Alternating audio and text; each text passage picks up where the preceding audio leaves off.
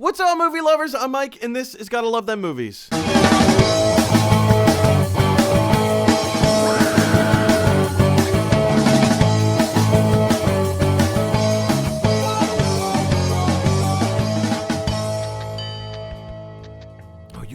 You guys, welcome back to Gotta Love Them Movies, your daily dose of movie news. I'm your host, Mr. Mike Brown. I'm here all the time. And if you are watching this episode from the beginning right now, you guys, apologies. We have had so many ridiculous technical issues today. There's a winter storm coming through New York.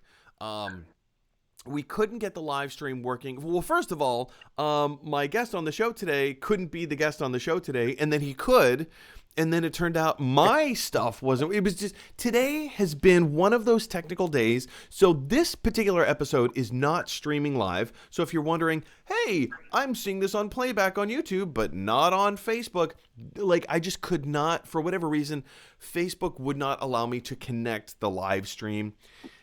All the settings were set, everything was fine, and it just wouldn't go. So I'm blaming it on the winter storm. Whether it's actually the fault of the winter storm, I actually have no idea. But that's where the blame is getting placed today, and helping me place blame where blame gets placed. It's Dom Gajar! Woo-hoo! What's up? How you doing? Dude, we had, like, when the live stream was working earlier today, when it actually was working, my audio wasn't working. And you and I had the most interesting conversation before we actually started getting into movie news about, like, what it is that, like, because I asked you, like, what is it that qualifies you to sit around and chit chat and talk about movies? And you had this brilliant, in-depth explanation.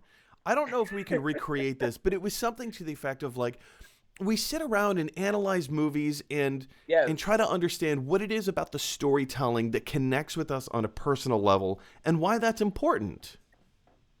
Like I said, I think that we analyze a lot of the scenes, right? And the emotions that the actors convey in each scene. And, you know, it draws you in. And that opens up a conversation with your family and friends. And you talk about that. And you know, because maybe there's something personal that you want to connect with that might, for example, let me see. Like, we talked about the Pixar movie Up, and in the beginning, and how, like, the first 5 minutes hit you. And that's emotional connection. And it hits every single, like, feeling. And you just like, oh my gosh, like, you know, you don't know if you want to cry, you don't know if you want to, like, laugh, you know. So it's a range of emotions. And that's what movies do to a lot of us who are movie critics. And I feel like that's, you know, if you don't feel it, then it's really going to be hard for you to have a conversation about it. Yes, I would also maybe not challenge that, but, like, add on to that. Yes. You know, you don't necessarily have to have an emotional conversation about, you don't have to have an emotional connection to everything to have a good conversation about it. And I think that's one of the cool things that make movies such neutral ground for coffee talk, which is that it's, in a lot of ways, movies kind of don't matter. Like, politics matter, religion matters, which is why those are often talked about as, like, subjects that you don't delve into with somebody that you don't know that well, right? If you just want to have a casual conversation with someone who's either a stranger, like, case in point, was it yesterday? Two days ago. 2 days ago, I was at Whole Foods buying groceries, and I was just in one of those, like, happy, perky moods, and the woman at the my cashier checking me out. She was checking me out. No, but she was, like, cashing me out, whatever. I just struck up a conversation and I said, hey, can I ask you a personal question? Which always puts people like, why are you asking me a personal question? And then I say, what's your favorite movie? And it just kind of, like, it breaks the tension, it breaks the ice, has this relief of, like, it's kind of a happy, fun moment. And people get to delve into, like, these are the things that a lot of us really enjoy talking about. You know, you make that human connection with other people. It's a community. It's an icebreaker as well. Like, when you don't know somebody that, you know, like, it could be somebody at work, it could be at a family function, it could be anything. And you could just open up those type of questions, and it just allows you to get to know who they are. Yeah, exactly. Who they are, their likes, their interests. You know, one of the movie or one of the things that I say to almost everybody, and I literally just mentioned this, is what's your favorite movie? And the movies that people talk about tell you so much about who they are. Are they into Right. rom-coms? Are they into action? Are they into comedies? Are they into fantasy adventures? Do they like superhero movies? Are they a Western kind of a person? Do they like those old Audrey Hepburn movies? Yeah. Everybody has their own flavor, and that small sliver of information is not going to tell you everything there is to know about this human being, but it gives you a little bit of insight and an entry point to say, I understand blank about you. Right. And based on that blank, here's my jumping off point. This is the conversation that we can now have, right? I love that. Mhm. Literally what you and I are doing right now. Anyway, Absolutely. I can't wait to get more into this. And guys, we've got a lot of news. We've got a lot of stuff to cover. Like I said on the show yesterday, all the stuff that we're going to talk about today, with one exception, is all the stuff that we were going to talk about yesterday, but we just didn't have time for. We had to roll it over into today's show, right? Disney, at Disney's investors meeting on last Thursday, they dropped so much news. They just dropped so many things.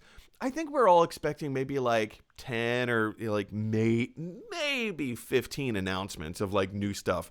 Nope. They made like over 100 announcements. Pardon me, for like new projects, new shows, new movies, some stuff we've heard of before. A lot of stuff was brand new, and a lot of stuff we're going to talk today is a mixture of both of those things. So before we jump into that, you're currently watching this on YouTube because the live stream isn't working today. I highly encourage you to click the subscribe button in the top right-hand corner of the Gotta Love Them Movies YouTube page. What clicking that button does is it helps us to widen our subscriber base. And I understand sometimes a lot of people watch a few people didn't watch this show on live on Facebook, but we need those subscribers because with the more with the more subscribers we have, the more watch content the channel gets. The more watch content the channel gets, I get to qualify for ad revenue, and I get to make this show my full-time job. So I really appreciate you clicking that subscribe button. And of course, as soon as we hit 1,000 subscribers, the live stream show will start streaming from YouTube as opposed to Facebook. So just something to be on the radar for there. All right, guys, with all of that down and out of the way, now it's time to go and take a little bit of movie news. What?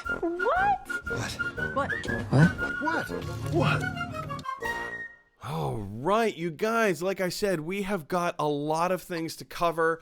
And before we get into the Disney portion, there was one breaking story that just came out today.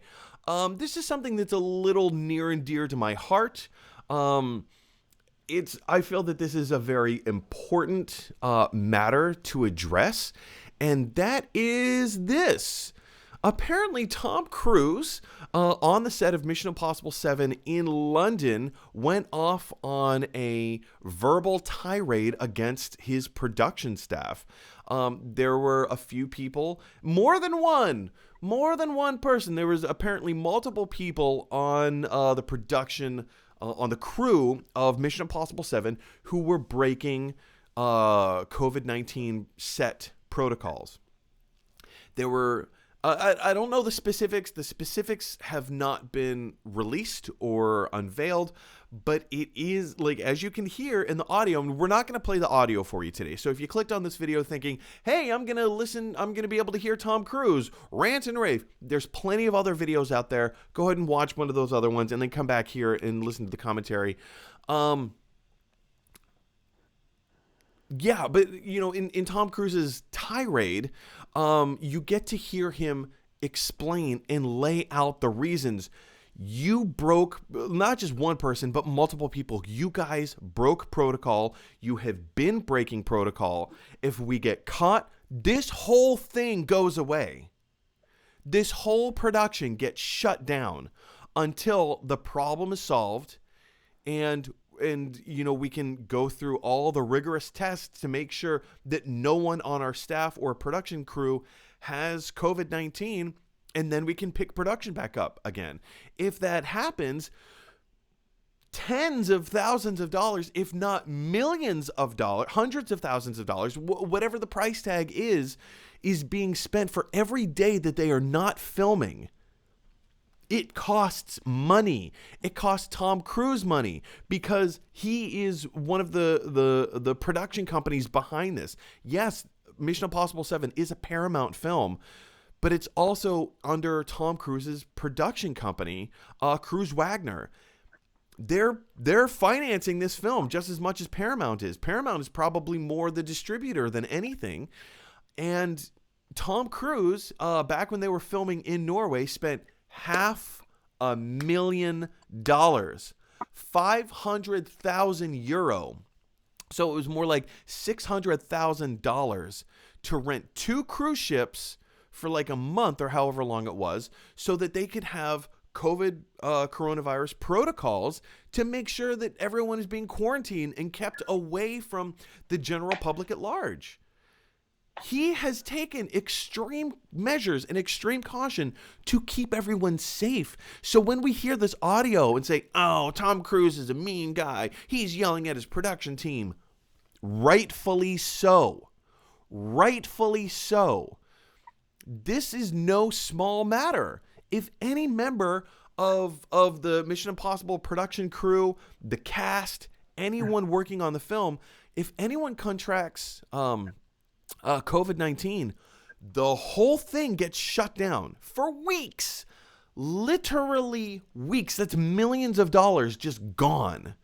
Because now they have to spend that much more time filming. Like if you're on a 2-week delay, now you have to make up that time. This is... Woo, I'm sure there's so much more that I could say about this. Dom, you and I both work in an industry as flight attendants. We see people breaking COVID-19 protocols all the time. It is so frustrating. One of our main jobs now, besides keeping everybody safe, keeping everybody secure, and providing decent service on an airplane now means something very different than what it did last year. But providing decent service on an airplane now, they'll play like second and third fiddle to telling people to keep their masks on an airplane. So when you have, I don't know, where do you stand here? Like, do you think that Tom Cruise was justified in yelling and screaming at his production crew? Because, the thing is that there's protocols, and also you just want to make sure that everybody's safe. It's not just with his movie set, but there's a lot of other movie sets that they got shut down. They couldn't even complete the film because people were getting infected or they were exposed to COVID-19. And because of that, they have to shut the whole movie down. So in Tom's defense, he's looking at it as, look, I really don't want to shut this movie down. I don't want to wait 2 or 3 years to get this movie done. Like, he's putting the time and the money to make sure that, 1, that everybody's safe, 2, that we get this movie done, and 3, that if you just listen to what I have to say, we won't have any issues. So I understand his frustration. I understand where he's coming from. I just, at the end of the day, it's really, really tough to do a movie. I think people are trying to get back to where they were back in January. And I want people to understand that this is not, it's going to take a while. You know what I mean? Yeah, we're not there yet. We're not there yet. And you can't say like, all right, well, I'm going to do everything I can to make sure that everybody's safe. But that's out of your hands. Because people are not going to listen to every single rule that's out there.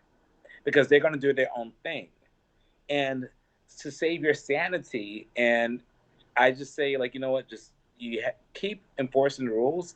But if these people are not listening, then either fire them or just, try to find another way that's still going to keep everybody safe. That's one of the things that Tom Cruise said in his and people are calling it a tirade or a rant, like whatever it is you want to call it, in his passionate speech that he gave to his production team. He was saying that, listen, like, if I catch anyone doing this again, not just any one of you people he's pointing fingers at, if I catch anyone breaking any of these COVID protocols again, you're gone. You're fired. That's it. Right. Warning. This is your final warning. I'm not going to put up with this. And then he went on to say, like, this movie being in production gives thousands of people jobs. Thousands of people jobs. So without this movie, there are people who will not be able to send their kids to college. Without this movie, there are people who will not be able to make their house payments. Without this job, there are people who won't be able to give their family a Christmas. Right. You know, XYZ, plug in, without this job, there will be people who won't be able to give their blank, blank, blank, blank, blank, blank, blank, right? Just fill in the blanks. Right. And this singular movie, and yes, like, I understand, the Batman got shut down because, what's his bucket? COVID. Pattinson, Robert Pattinson had COVID. Yes. 3 or 4 people on the set of Jurassic World Dominion came down with COVID. So everything got shut down. Again, when they were tested a second time, all of their results came back negative, but they initially came up positive. So they had to shut everything down for 2 weeks, do their due diligence, and that costs millions of dollars to do. If you have to push 2 weeks, that's millions of dollars. And lost time, lost budget, lost energy, the mental capacity and energy that it takes to do that. It's frustrating. And when you have people who are so blatantly disregarding these things, The rules. yeah. And it's not, and the thing is that I'm not doing this to be a bully or anything like that. But I'm doing this to ensure your safety as well as everybody else. So let's try. I mean, we all have family and friends who's been affected by this. We know some people who actually lost their lives because of coronavirus. And shout out to the gentleman who has done my graphics, Josh Hollifield. Yes. Oh, really? I didn't know that. Oh, wow. Yeah. So, and prayers to him and his family at this time, because I know what he's going through. And this is, some people don't take this seriously, and I'm like, you should. That's why Tom Cruise is frustrated, because nobody's taking this seriously, and until it affects them, then they're gonna be like, oh, okay, maybe I should have listened. Yeah, and I know, and it's like, a lot of people are comparing his rant to the Christian Bale rant. Do you remember the Christian Bale rant? Oh shoot, what was it? Was it The Prestige? I can't remember what movie he was on set of. I don't remember that. Really? Oh, Christian Bale? Yeah, it was really severe. Or maybe it was The Dark Knight Rises. I can't remember. It was one of the Christian Bale movies. Again, somebody, if you're watching, can you comment down in the comment section below? What was it about? I can't remember. There was a PA or one of the production crew during a scene while they were filming, and he was in character of whatever character he was playing. They walked through the background, not think like they thought that they were in rehearsal as opposed to actually filming. And Christian Bale went off on this person for like 5 minutes, and somebody recorded the audio and uploaded it to the internet, and it made the rounds. It was crazy. And it was real, it was vile, it was vicious, it was mean-spirited. Being an actor myself, I understand the headspace that he was in, because he wasn't playing Christian Bale at that moment. He was playing the character. And that scene that they were filming was a high energy, ramped up. I mean, should the PA have done it? No. They should have known better. It was a mistake, right? It was a mistake. I understand where he's coming from, but that's the director's call. You know what I mean? It's but sometimes when you get like actors who were bigger than the director, sometimes the actor can kind of call the shots. They shouldn't, but they do. Right, but my thing is like, if the director, whoever is that paid for the set, that's on them. They got to be the one that be like, all right. Because it's all about boundaries, right? And, and I get the whole, the only thing I would say, if I see somebody walking behind me, I'm saying as a fellow actor myself, if I see somebody walk behind me, I'm not going to be like, and cut and go over and I will just be like, yo, dude, like, just talk to them and just be like, yo, Well, you look, and I just are be also careful. not divas, you Right. know? Right. Because, it's kind of like we're all human. And I understand where, mistakes happen.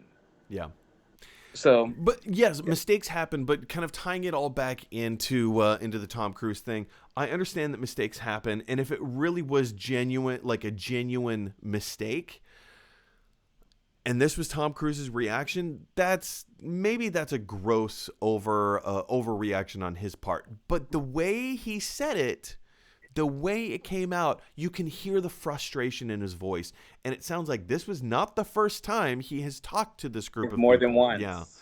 And he probably said it like maybe the first time, hey, guys, look, we still got to be careful. We still got to be safe. Da da da. Please keep your mask.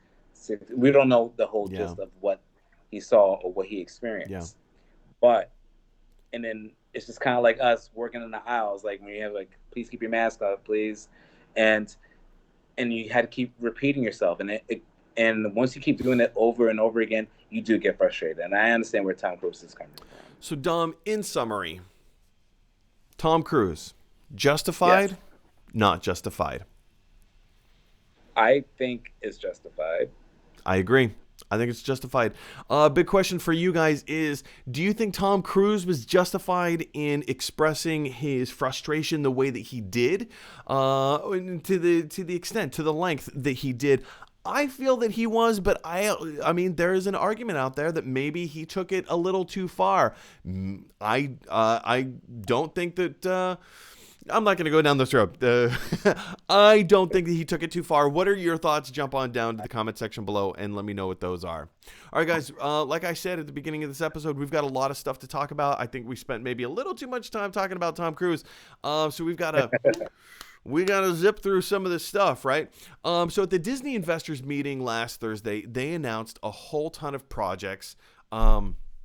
And we're just going to start rattling off some of these projects. The first one that they announced in the live action division, we're all just going to be talking about the live action stuff today, is a sequel to Enchanted starring Amy Adams called Disenchanted, also starring Amy Adams. The original Enchanted movie was so charming. It was so sweet. It took the whole idea of like the classic Disney princess and it kind of turned the genre on its head a little bit. It made it fun. It was silly. It knew the tropes. It knew exactly what it was, and it played into those things very, very well. Very recently, currently streaming on Disney Plus, is the movie Godmothered. It kind of takes this same kind of premise of, hey, here's an up-and-coming fairy godmother in training, and oh no, the fairy godmother division is going to be shut down if they don't find one more person to be the godmother for and change their life and help them find their happily ever after, right? So here's Jillian Bell, and she goes off on this whole adventure trying to find that with Ilsa Fisher, blah, blah, blah, whatever, it doesn't matter. Trying to help her find her happily ever after. And it has that same kind of idea of, here's a fish out of water. Here's a fairy godmother out of her element, just like Amy Adams. Here's a fairy tale princess out of her element in New York City, trying to find her prince, and in Godmothered, trying to find the one person to help them create their happily ever after. So now, in the same vein, they're doing Disenchanted. We don't know many details about Disenchanted. Let's jump into the article from Deadline here for a second. Yeah, so Bailey, who was doing the presentation at the Disney investors meeting last Thursday, Bailey didn't provide details about the project during his presentation at the Disney Investor Day. Adam Shankman is attached to the direct. No word on who is penning the songs. Of course, like the first movie had original music from Alan Menken, and it got nominated for 3 different Academy Awards. But yeah, this is going to be a sequel. Is this a film or a series? Sorry, film. Looks to be a film. Yeah, coming out on Disney Plus. No date as to when the release will be, who else is in the movie. We just know that Amy Adams is attached. We have a director, and it's a sequel called Disenchanted. Dom, did you enjoy the first Enchanted movie? Or did you see it, first of all? What are your thoughts? I did, and I watched it because of Patrick Dempsey, and because I had a huge crush on him, and anything that, and this is when I was a huge Grey's Anatomy fan, so anything that he was part of, I watched, and so when I saw him in the movie, I was like, so I loved the movie, but I also saw more of Amy Adams because this is my first time actually seeing her in this film, and I said, okay, like I just like the singing. I like there's a scene in the movie that's so funny to me when she's singing in the New York apartment and like the roaches come up in the sink, like or whatever it was. Yep. Oh, And so gross. It was so gross. But again, like it plays to the strengths of knowing what those tropes are. right. Fairy tale, woodland creatures, come help me clean this Right. house. And nobody Gross. would think of a fairy tale in New York City like that. Gross. Like you know what I mean? Like it's funny to me. But I thought that it's a movie that I will never forget, and I'm happy that they're doing like a sequel to this, and you know, so it's very interesting to me. So let's put on our speculation hats for a second. Yes. Enchanted, the story of an unassuming, maybe very much an assuming fairy tale princess, but in an unassuming environment, having to find her Prince Charming, right? Right. And overcome the evil queen who's trying to, I don't know, make her life terrible or whatever. Right. Disenchanted, it evokes thoughts of being knocked off the pedestal. Right. My knee-jerk reaction is I think of Ocean's 12. Did you see the Ocean's movies? Ocean's 11, Ocean's 12, Ocean's 13. So Yes. Ocean's 11 was all about the gang getting the money. Yes. Ocean's 12 was all about the gang losing the money.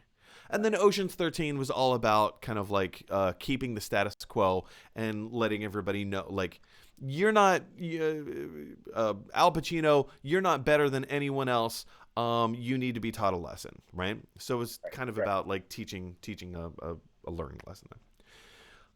So with like Ocean's 12 losing the money, that's kind of where my knee-jerk reaction, my thoughts of like disenchanted lie and fall. Just these thoughts and ideas of being pushed off the pedestal. What do you think a possible storyline, as your window continually shrinks and shrinks and shrinks, Right. what do you think a possible storyline for Disenchanted might include?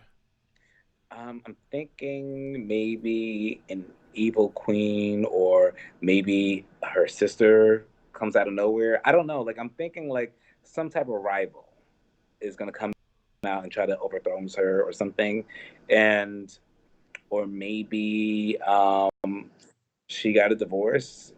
Ooh, timely. Yeah. I'm thinking that. I'm just like I'm thinking all these things. I'm like, Well, because, what? the first movie, I think that actually could be a very strong contender. The first film was, all about her, like, getting her happily ever after and whatever. But Right. now it's, 13 years, 14 years later? I mean, Yeah. maybe And we'll things get could to see the change. story of her falling out of love with Patrick Dempsey. And Right. maybe what she thought was going to be her happily ever after isn't what, maybe your idea of what happily ever after should look like is not what you need. Right. So I think that they're going to try to find another alternative to a happy ending that you're not, like, because in every single Disney movie has been like a happily ever after ending, right? Yep. But I think what they want to do in Disenchanted is give you the reality of what another type of happy ending. That's why. Again, I don't want to have you seen the movie Godmothered that's currently on Disney Plus? I didn't, but I would like to check it out. I'm not going to spoil the ending, but I will say it ends in a way that you don't expect, that challenges the Okay. status quo. And I like that.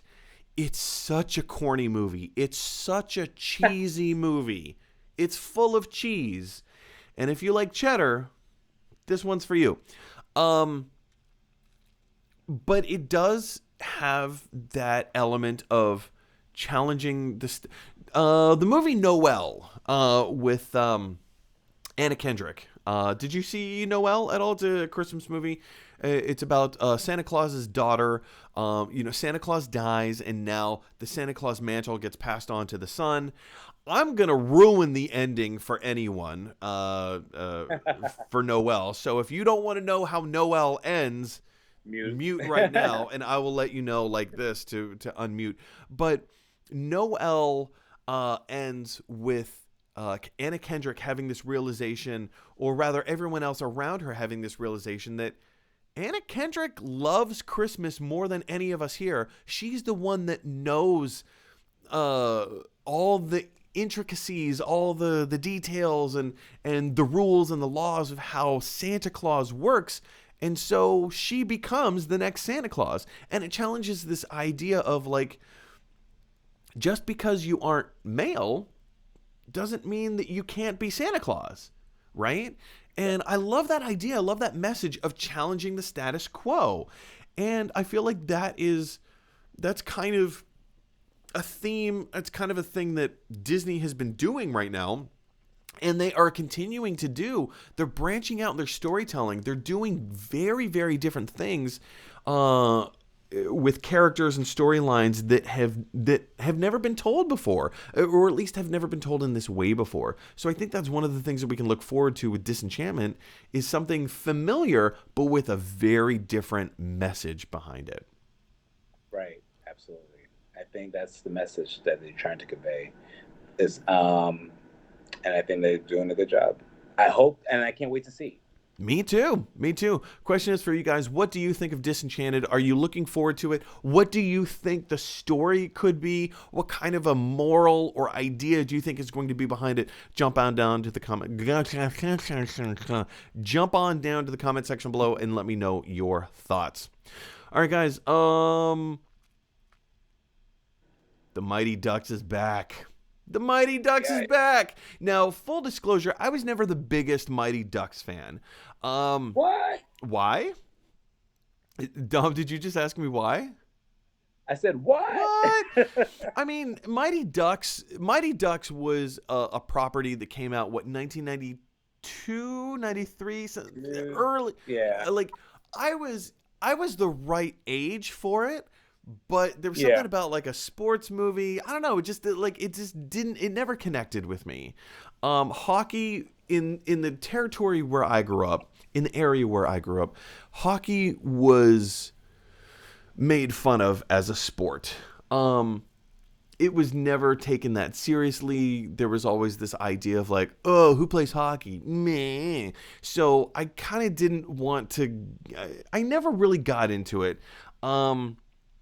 I don't have anything against hockey. It was just the culture of being a child and growing up in that area at that time. Anyway, but yeah, I never really got into the Mighty Ducks. I know a lot of people did. Like, they made 3 Mighty Ducks movies. And there was always this conversation about like, when are we getting more Mighty Duck stuff? Well, Emilio Estevez is reprising his role as what's his name? Gordon Gordon Bombay. So in the article, a brief description about what the Mighty Ducks reboot series is going to be about.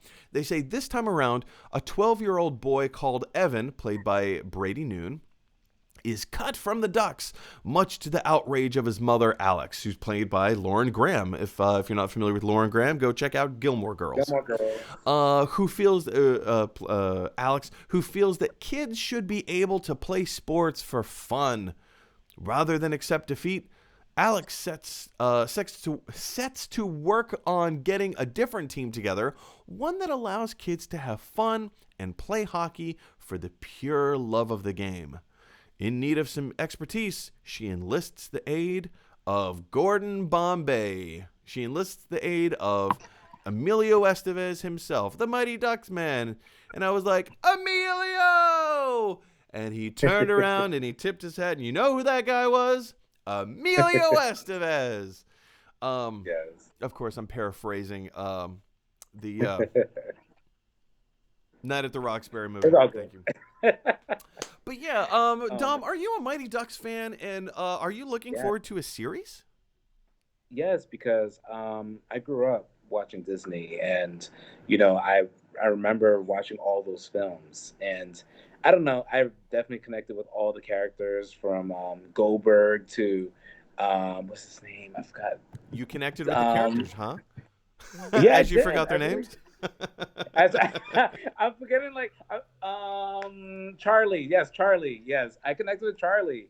I liked him as the leader. I was like, because I connected myself as a leader. I don't know. So it was just something about him and everybody that's in the cast that I just really enjoyed. And out of all the series, my favorite one was D3. I love part 3. I don't know, because this is when they went to like the prep school, and and then they have a new coach. So there's a lot of new boundaries that, and new challenges that awaits for them. And I just said to myself, like, oh, like, I think we all been there before, where we have to go through a new challenge and we're not used to it. And so I think, like, these films, they throw a lot of like scenes in there where it makes you think. And I can't wait for the new series, because you don't know what you don't know what kind of storyline they're going to throw in. Apologies really quick for anyone watching right now and you keep hearing sirens. I know you've heard some sirens on Dom's side. You've heard sirens on my side. We live in New York City and in New Jersey. Like, you hear sirens all the time. It's just it's a way of life. You hear they're so often you don't even notice it. Guys. There's a line in the Blues Brothers movie because Elwood Blues' apartment in Chicago is right next to one of the L trains. And so when Jake gets out of prison, he comes over to the apartment and says, "Hey, how often does the L train go by?" Elwood replies, "So often you won't even notice it." And it's true. Like, in New York City, the sirens go so often, you just block it out. You don't even notice it. I've been on the phone with my mother hundreds of times, and she says, "Is there a police siren going on?" And I'm like, "Oh, is there? Oh, yeah, I guess there is." You don't even notice it. So if anybody is being upset or bugged by this audio sound of sirens going by, it's just a way of life. In New York, in New Jersey, it just happens. Yeah, it's just, you're thinking like it's gonna bother you. Nah, no. It doesn't. But getting back to Mighty Ducks, I had to address that real quick. As you bring up, like, because I never really used to watch the movies, as you say, they are infused with a lot of like life lessons geared towards children of that age.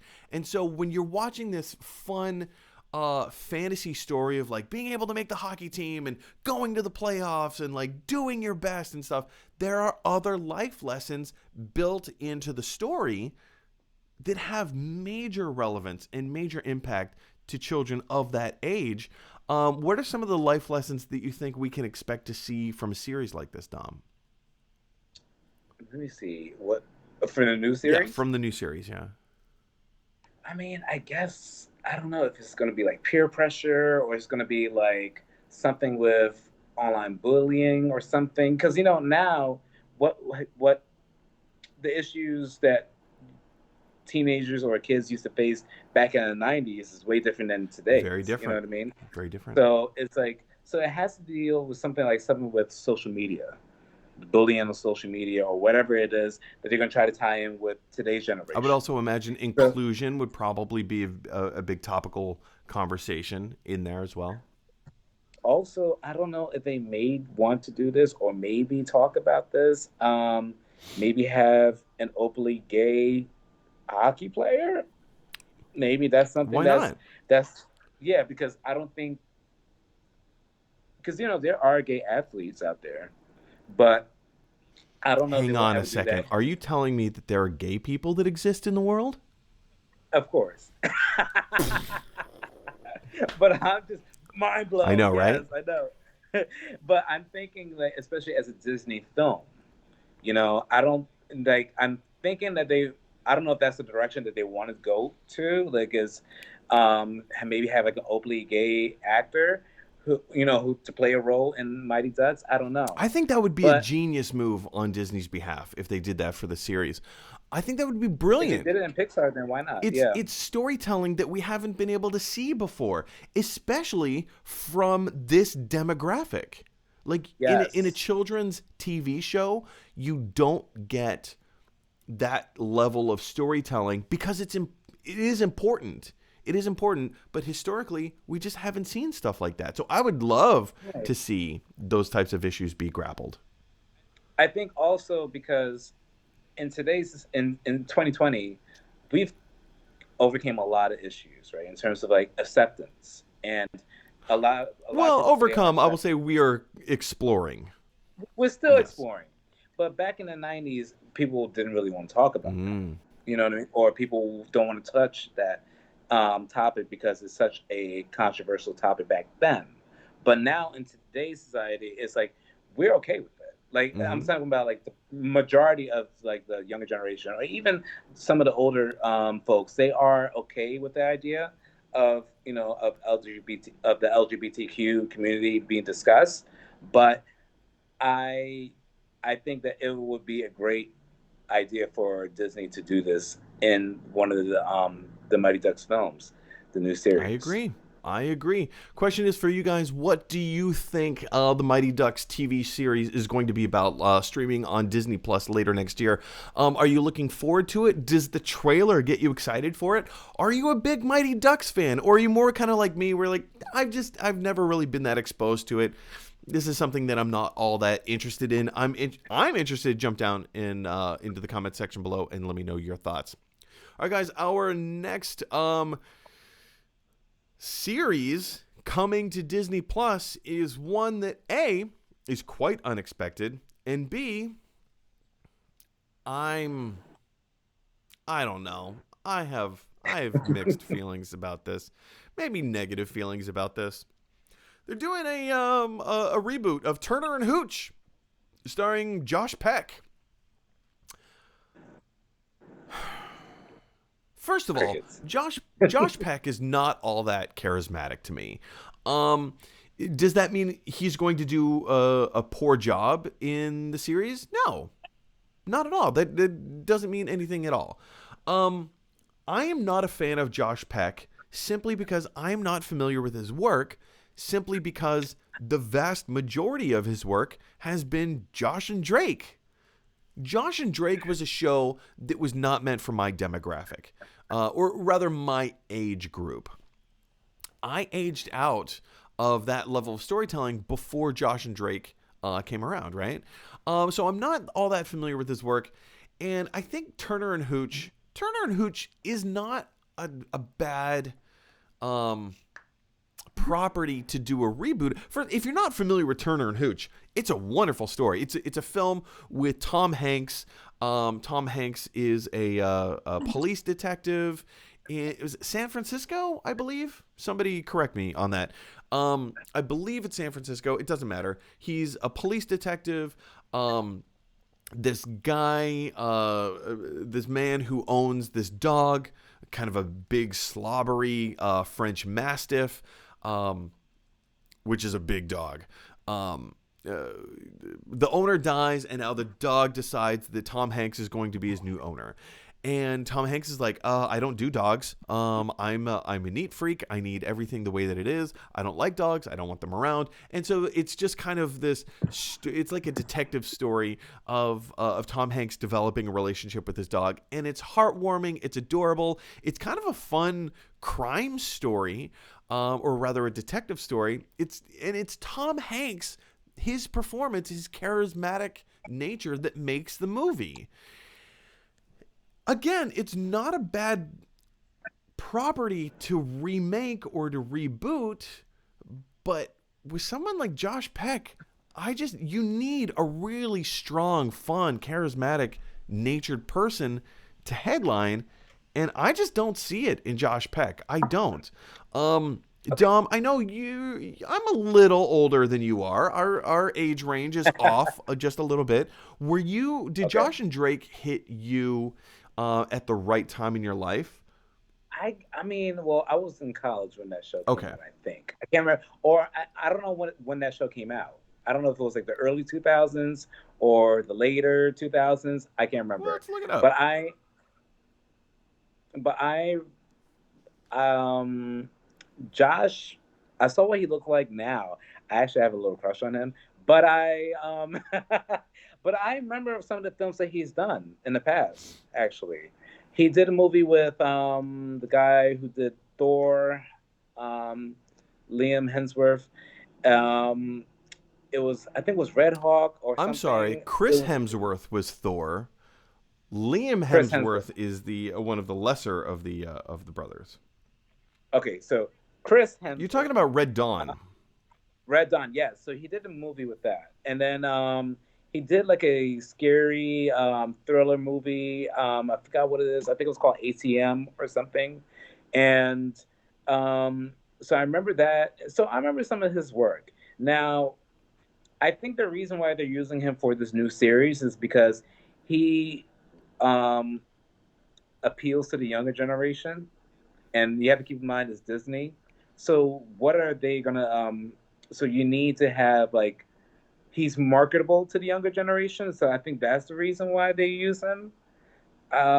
Because if you use somebody that's like, let me see, I'm trying to think, somebody who is like, Look, I understand you need to appeal to a younger audience. I get that. right, But there's I don't know, I don't see it. And maybe it's just you don't because see I'm it. not all that familiar with his work. Maybe So you know, he's going to blow this out of the water. But right. I think that you should give him a chance. But I also let me ask you, what is it about him that turns you off? Like, is it his acting skills, or is it something about him that's just like, I don't see it, or like, what is it about him that's just like, no? um well, I think it's a combination of both. I mean, yes, I'm not all that familiar with his acting style, but Okay, I'm I'm not going to tout myself as being the movie guru. Like, I don't know everything that there is to know about movies. I love film and television. I love like having these discussions and conversations. I also would consider myself to be more in the know than most people. I feel like I do my due diligence in researching topics and looking up this and looking up that, and in all of my looking at this and that and whatever, the name Josh Peck has very rarely come across my radar. So what that tells me is that he's not. I think it's fair to say he's not an A-lister, right? He's not an right. A-lister. Does that mean he's a poor actor? No, not by No, any stretch of the imagination. Not at all. It doesn't make me excited.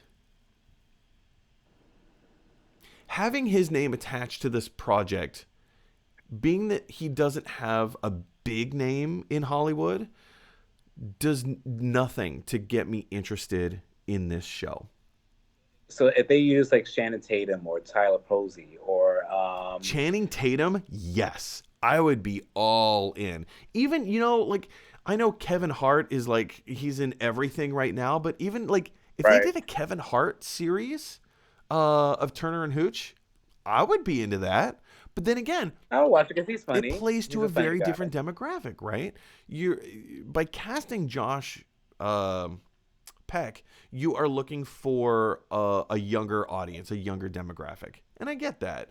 Um, I don't know. But then again, maybe what they're going for, it isn't meant for me.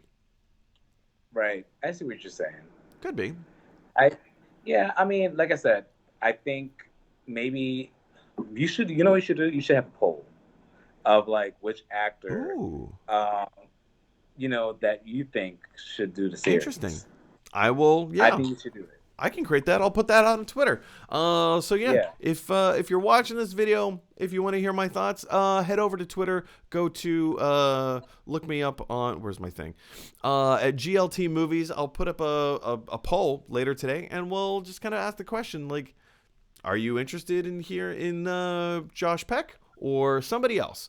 We'll have all that ready. Anyway, guys, but the big question is, what do you think of the Turner and Hooch reboot? Are you looking forward to Josh Peck in the role? What do you want to see from it? I do think that it's an interesting thing that they have updated it from a police detective to an FBI agent. Just kind of ups the stakes a little bit, makes it maybe that much more interesting. But yeah, jump down to the comment section below and let me know those thoughts. All right, guys. Our next, we have three more things to talk about before we end the show today. And next one is this. What is happening? What is happening to this webpage? Why does this always happen? You guys, today is one of those tech days. The Swiss Family Robinson is getting a reboot as well from directors John M. Chu and also showrunner Ronald D. Moore. If you look at the history, the filmography from both of these gentlemen, it's kind of impressive. Moore is known for his work on Battlestar Galactica, which was great. Outlander, which was great, and For All Mankind, which was great. He's also worked extensively in the Star Trek universe. Let's jump down and look at some of the filmography from Chu, John M. Chu. Crazy Rich Asians, which blew everyone's minds. G.I. Joe Retaliation, which I don't know why they used that as a credit. I mean, G.I. Joe Retaliation was much better than the first G.I. Joe movie. And then, of course, Now You See Me Too, which I thought was kind of brilliant. I really enjoyed that movie. I think we can expect some fun, interesting things from the Swiss Family Robinson series. Again, why not reboot it? Why not? I grew up watching these movies. Like the old school Disney films were films that my parents were into, specifically my mother. And so, of course, she passed those on to us, like the old Pollyanna and The Parent Trap and like all those older films, Swiss Family Robinson being one property as well. I've always had a soft spot for the Swiss Family Robinson.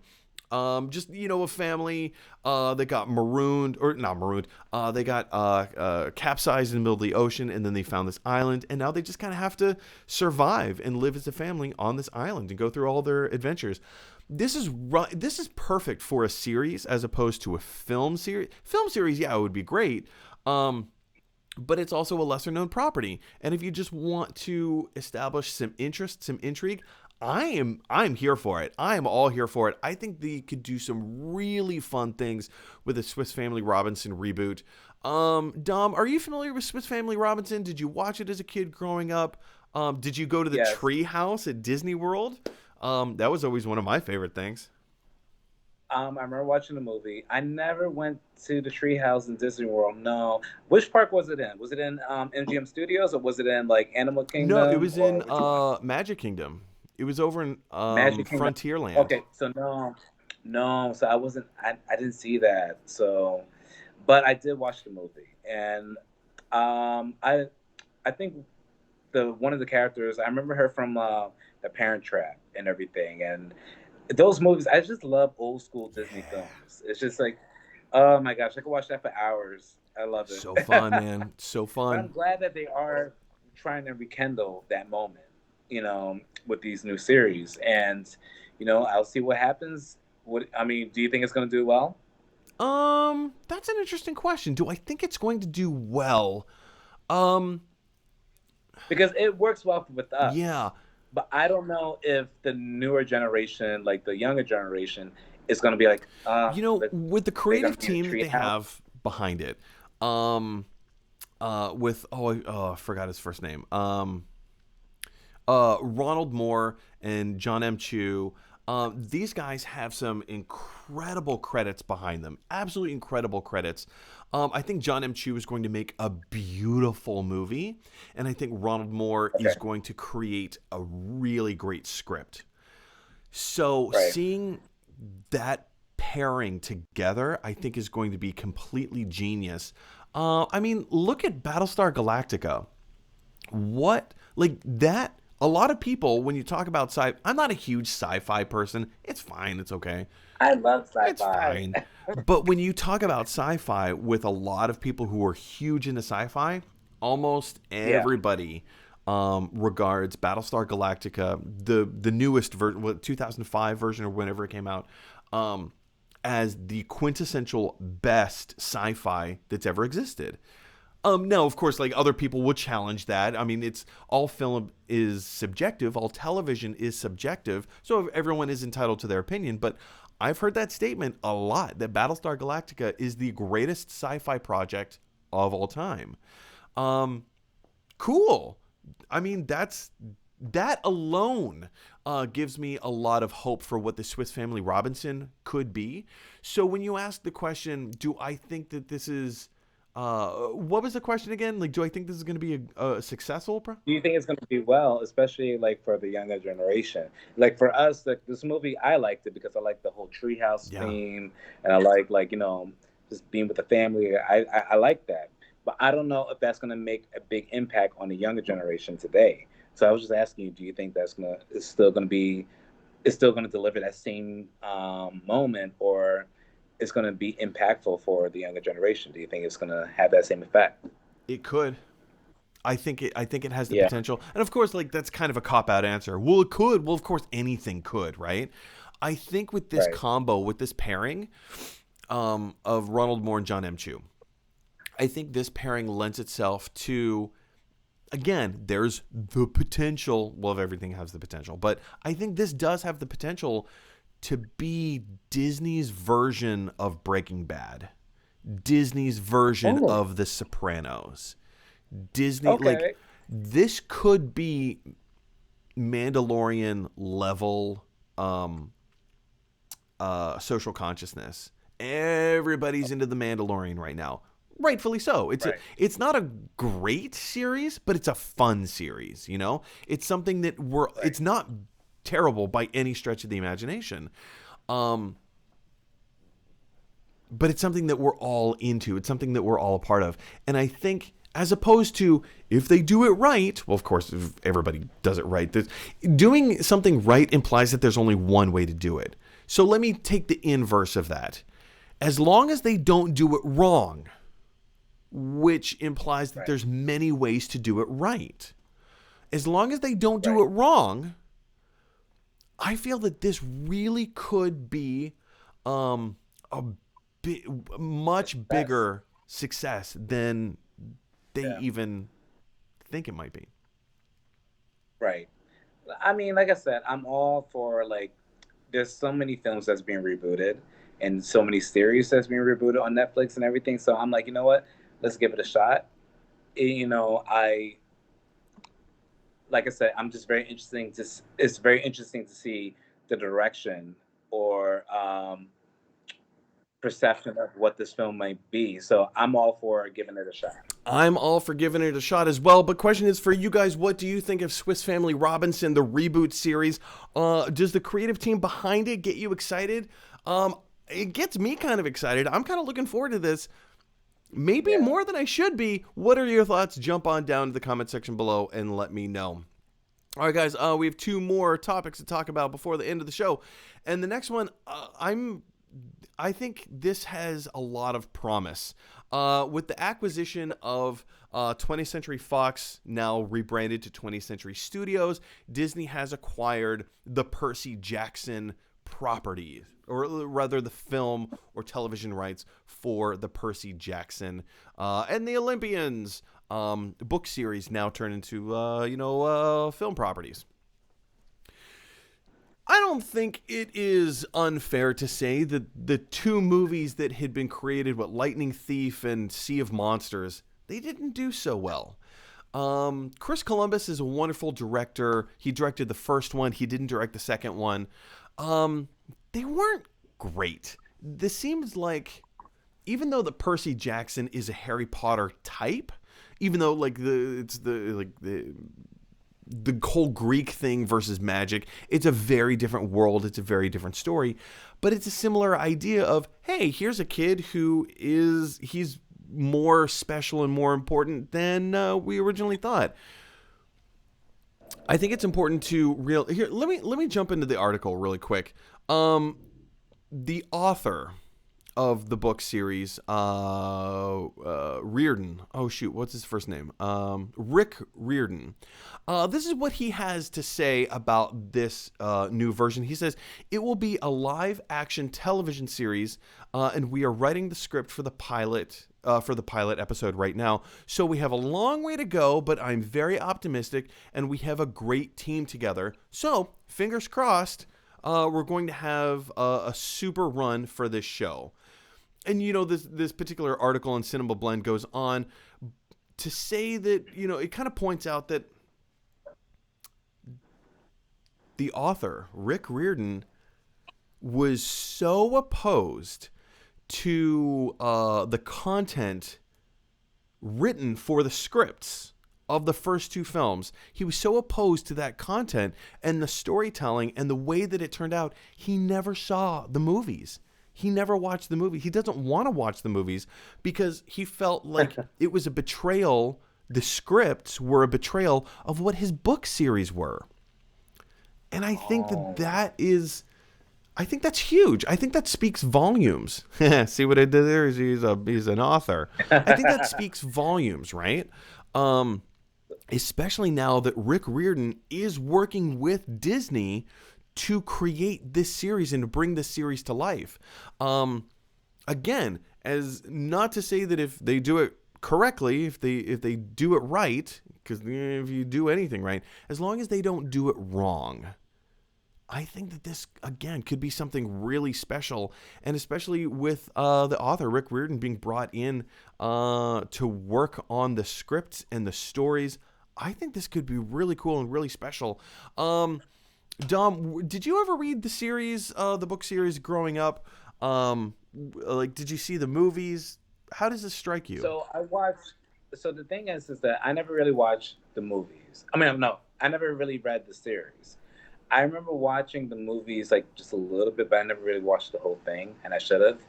But if you were to do the TV series, I hope that they do talk about everything that was in the book that was never mentioned in the movies. So I think that will help out to bring what the writer... And it looks like they're going to do that, because if they're... because I guess there's 5 books in the series, right, which potentially means 5 seasons. You could potentially get 5 seasons out of the show. Spend 1 season on the first book and really pull apart all the different aspects of the story and bring it to life in a way that they never could before. And you never know, and if the series is a success, maybe while he's making these series, he might come up with a new book. Yeah, why not? You know what I mean? Why not? Because it's all about how the audience, react to the series. And so if it's a success, then he might be able to make a new book to help continue its success. So I definitely would like to check it out. Maybe since I have all this time off, I might as well check the movies, really watch it, because I never seen the film from the beginning to the end. So I definitely should check it out, and and definitely give you an update to tell you what I think. Oh, you're saying no, don't do it. I never saw the second one. The first one was. I mean, yeah, sure, go ahead and check it out. I was not a fan. Or maybe I could just read the books. It's kind of like the Golden Compass. It's you read the book is great, but then when you actually see the film, it's The movie, not so great. I have yet to watch His Dark Materials on HBO Max. So can I be honest with you? I saw the episode. Ooh. I fell asleep. And? I watched the episode. I fell asleep. Oh, Well, I mean, they made a second season, so I would assume that it has some good substance to it. Like I said, like I think it's very interesting. I will try to watch the second episode, but I don't want to like say like it was a boring first episode. I think it's one of those shows that it starts off slow in the Mm. beginning, then it gets hyped up like after episode 3 or 4. So you have to go through Okay. the first 2 episodes to understand what the whole series is about before you actually dive into the Okay. dramatics. I dig it. I dig it. But guys, what do you think of Percy Jackson and the Olympians being turned from a book series to a movie series, and being taken back into now a television series coming out on Disney Plus? I'm actually kind of looking forward to this. I was not a fan of the movies. The movies did nothing for me to get me interested into the book series, but actually having the author work on this with Disney Plus, I think could be really cool. Jump on down to the comment section below and let me know your thoughts. All right, guys, our last bit of movie news today is again more television news than it is movie news, and that is this. We're getting a Beauty and the Beast prequel series. This particular series, and again, we've kind of known that there was that this was in the works, that this was happening. But at the Disney investors meeting, they dropped the news bomb. Again, we knew it was coming, but they just confirmed it once again for us that Beauty and the Beast, the prequel series focusing on the adventures of Gaston and LeFou, being played by Josh Gad and, why can't I think of his name? Oh man, now I have to jump into the article. Shoot, what's it? Luke Evans.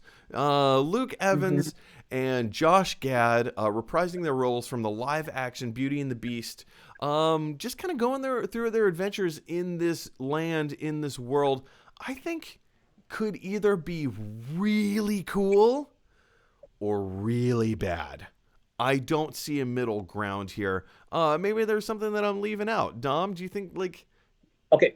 What was the short one name again? The LeFou? one LeFou. Afu, Afu. So I remember that they made history because they were trying to say that Yes. he Yes. was the first openly, like they really acknowledged the fact that he was gay. It, it And it wasn't overt. It was a little covert, but yes. yes, because Yes. he was obsessed with Gaston. Mhm. and and I didn't think of it as a child when you watch the cartoon like, oh well, he really was in love with Gaston. No, I never thought of it that way. Right. But now that they are showing this, I'm like, so are they going to explore this, or are they going to, you know what I mean? Oh, Like I I never don't thought know. about that, but So that's a great angle. That's a great take. right, because I never thought of it that way. I never look at it as, oh well, they're gonna they're gonna show more of Afu like in love with him. Like, no, I don't know that. I mean, I like the idea that they're trying to do like a series with these two, Mm. but I personally feel like they should just leave it alone. I feel like Beauty and the Beast has its own brand, and you really don't want to mess with that. That's just how I look at it. I mean, for me, that's how I feel. I don't want to like, because when I think of Beauty and the Beast, I think of Belle and I think of the Beast. I don't think about anybody else. You know? Yeah, I mean, Beauty and the Beast is probably my third favorite Disney film of all time. Yeah. Hmm. Um, I like Aladdin. That's my first favorite one. But yes. for me, it's Lion King and then Wreck It Ralph and then Beauty and the Beast. Oh, I love Wreck-It Wreck It Ralph. Ralph is fantastic. I love that. I know it's a silly scene in Wreck-It Ralph, and I'm sorry to go in a different direction, but I like the scene when they're creating the car. Oh, the scene where they destroy the car is It so hurt me. like I cried. I remember watching that in theaters, and I was so emotionally invested in how much Vanellope loved that car and what it meant to her, and to see Yeah. and to understand the thought process of Ralph just smashing and destroying her car, and she not only um does she not understand his thought process, he's trying to tell her. And so this is a massive trope in storytelling that annoys me so badly, is that whenever the person doing the bad thing but for the right reason, they don't Yeah. explain the reason. They just say, oh well, this is for your own good. It's so annoying to me that you just tell them. But in that Right. movie, he was trying to tell her, and she just would not hear it. And it's her own hubris that got in the way. And you understand from both sides of the coin. And it's so heartbreaking. But yes, the creation of the car scene, mwah, it was so fun. I love it. That was so cool. So fun. They played with so many colors. They played with so many like themes in that movie, and so that's why. And like I said, that movie had its own signature style and signature brand. Yeah. And I think that when it comes to Beauty and the Beast, it's like it's really hard to just go off and just be like, all right, well, do a prequel, and start with these two characters. If you're going to do that, then change the name. Don't continue using Beauty and the Beast. You know what I mean? Oh, okay. I see where you're going with this. Yeah. That's what I'm saying. Like, don't just, because I understand that the Beauty and the Beast title carries a lot of leverage and it carries, so much like history behind it. But you can't do that with two other characters that we don't really connect with. That is a great point. Big question for you guys is, what do you think? Actually, Dom brings up a wonderful point. What do you think about them using the Beauty and the Beast brand as opposed to creating their own, like Gaston and LeFou brand? If they're going to do a spin-off prequel series, and of course this show will take place before the events of Beauty and the Beast, how do you think this is going to go down? What elements of this do you think are going to be in it? Do you think it's fair of them to use the title? What storyline, like, what do you think is LeFou's personal story or desire in this series going to be? Jump on down to the comment section below and let me know your thoughts. All right, guys, so that will do it for today's installment of Gotta Love Them Movies. Dom, I can't thank you enough for being on the show and bringing your special brand of creativity and thoughtfulness and insight into a lot of these shows and projects that we've been talking about today. We have had to overcome a mountain of technical issues today, which, if you're still watching, thank you so much. Apologies for all of the garbage that happened. I'm still blaming it on the New York winter storm today. Yeah. Dom, where can people find you online, and what projects, interesting or not, do you have coming up in the near future that you want to plug? Well, let me see. So you guys can find me online at GQ_skies on Instagram. And like I said, I've been playing a lot of stuff on Twitch. So I try to I play a lot of Animal Crossing. I've been playing Cyberpunk lately. Ooh, so that's the big new. Yes, the new one. I love it. And so if you guys are on Twitch, follow me on there at GQ_skies. Cool.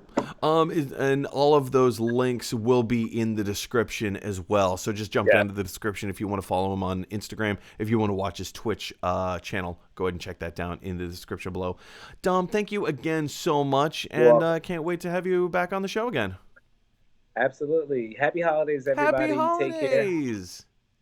And guys, if you like this video, click like. If you really like this video, click subscribe. And if you really, really like this video, click share. Because that is exactly what Emilio Estevez from the Mighty Ducks would want you to do. All right, guys, my name is Mike Brown. I'm here all the time. This is Gotta Love Them Movies. We live in a weird, crazy world where everybody has their own thoughts and opinions, and sometimes those thoughts and opinions clash. So if you have an opportunity to infuse a little bit of kindness in the world today, please take that opportunity. If you have an opportunity to speak kind words to each other, again, please take that opportunity. And in the words of Bill and Ted, be excellent to each other. I'll see you guys tomorrow.